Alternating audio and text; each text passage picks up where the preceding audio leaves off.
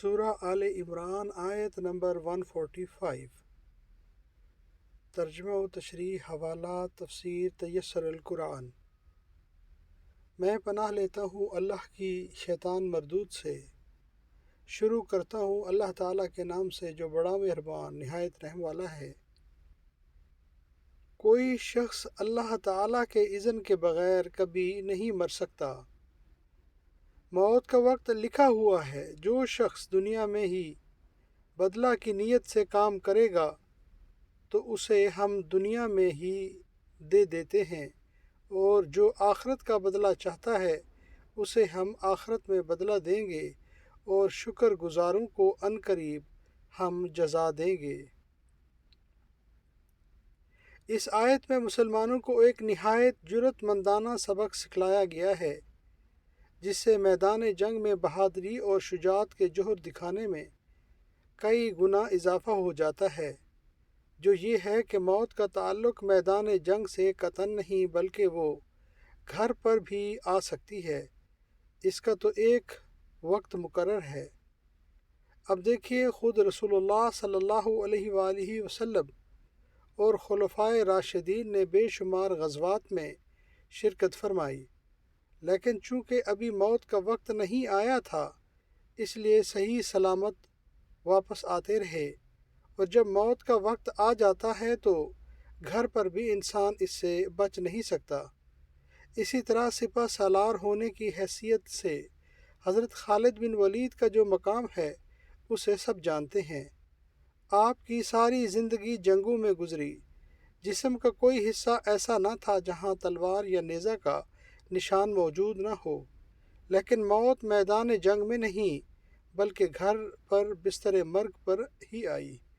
اس سے صاف پتہ چلتا ہے کہ موت کا جنگ اور میدان جنگ سے کوئی تعلق نہیں۔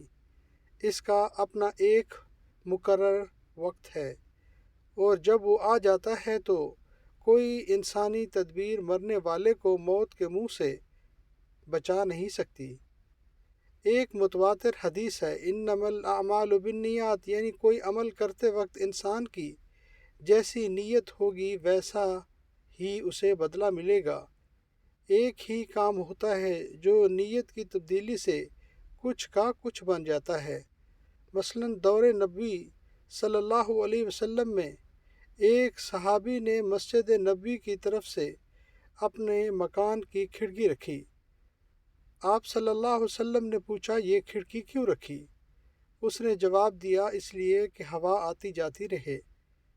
آپ نے فرمایا، اگر تم یہ نیت رکھتے کہ ادھر سے آذان کی آواز آئے گی تو تمہیں ثواب بھی ملتا رہتا، اور ہوا تو بہرحال آنا ہی تھا۔ اگر غور کیا جائے تو انسان کے بہت کاموں یہی حال ہے۔ مثال کے طور پر ہر انسان، خواہ وہ مسلم ہو یا غیر مسلم، اپنے بال بچوں کی پرورش اور ان پر خرچ کرنا اپنا فرض سمجھتا ہے۔ اب اگر یہی کام ایک مسلمان اللہ کا حکم سمجھ کر کرے تو اسے اخروی زندگی میں صدقہ کا ثواب بھی مل جائے۔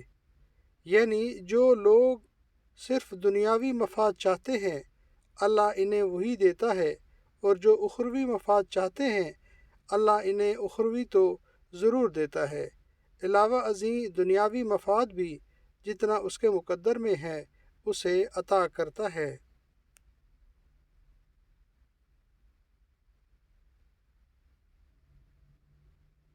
وما کانا، اور نہیں، لنفس، کسی شخص کے لیے، ان کہ تموتا، وہ مرے، الا بغیر باذنی، حکم اللہ تعالیٰ، کتاباً لکھا ہوا، معجلا، مقرر وقت، ومن، اور جو، یرد، چاہے گا، ثوابا، انعام، دنیا، نوتی ہی، ہم دیں گے اس کو، منہا، اس سے، ومن، اور جو، یرد، چاہے گا، ثواب، بدلہ، آخرت، نوتی ہی، ہم دیں گے اس کو، منہا، اس سے، وسنجزی، اور ہم جلد جزا دیں گے، شاکرین، شکر کرنے والے۔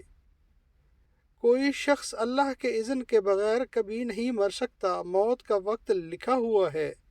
جو شخص دنیا میں ہی بدلہ کی نیت سے کام کرے گا تو اسے ہم دنیا میں ہی دے دیتے ہیں، اور جو آخرت کا بدلہ چاہتا ہو اسے ہم آخرت میں بدلہ دیں گے، اور شکر گزاروں کو عنقریب ہم جزا دیں گے۔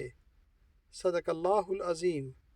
اللہم صلی علی محمد وعلی آل محمد کما صلیت علی ابراہیم وعلی آل ابراہیم انکا حمید مجید۔ اللہم بارک علی محمد وعلی آل محمد کما بارکت علی ابراہیم وعلی آل ابراہیم انکا حمید مجید۔ اللہم صلی وسلم علی نبینا محمد وآل محمد۔